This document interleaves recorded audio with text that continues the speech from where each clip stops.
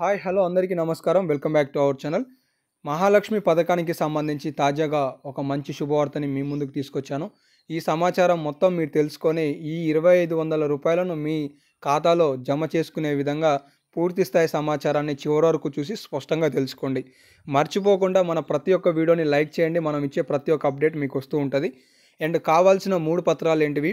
ఏ సంబంధిత అధికారికి ఈ 3 పత్రాలు మీరు అందజేస్తే మీ ఖాతాలోకి డబ్బులు వస్తాయనే సమాచారం డిస్కస్ చేసుకోబోతున్నాం కాబట్టి ప్రతిదీ స్పష్టంగా వినే ప్రయత్నం చేయండి. ఇక లేట్ చేయకుండా అప్డేట్లో కనుక వచ్చేసినట్లయితే తెలంగాణ రాష్ట్రంలో కాంగ్రెస్ ప్రభుత్వం కొలువుదీరవగానే మహిళలకు ప్రతి ఒక్కరికి 2,500 ఇస్తామని చెప్పేసిన కాంగ్రెస్ ప్రభుత్వం దీనికి శ్రీకారం చుట్టినట్లుగా తెలుస్తుంది. మొత్తానికి మహిళలకు రూ. 2,500 ఇవ్వడానికి రాష్ట్ర ప్రభుత్వం తాజాగా ఒక నిర్ణయం తీసుకుంది. దీంట్లో భాగంగానే రేషన్ కార్డు కలిగి ఉన్న వారికి ఈ రేషన్ కార్డు, ఆధార్ కార్డు, అలాగే సంబంధిత కరెంటు బిల్లుకి సంబంధించిన రిసిప్ట్ వీటితో మీ దగ్గరికి కార్యదర్శికి సంబంధించిన అధికారులు అంటే ప్రథమ స్థాయి అధికారులు అంగన్వాడీ కానీ, ఆశా వర్కర్ కానీ, సంబంధిత గ్రామ పంచాయతీ కార్యదర్శి కానీ మీ యొక్క డేటాని వాళ్ళు తీసుకుంటారనమాట.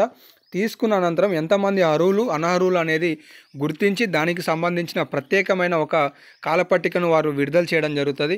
ఆ విడుదల చేసిన అనంతరం మీకు తెలంగాణ రాష్ట్రంలోని మహిళలకు రూ. 2,500 రాష్ట్ర ప్రభుత్వం విడుదల చేయబోతుంది.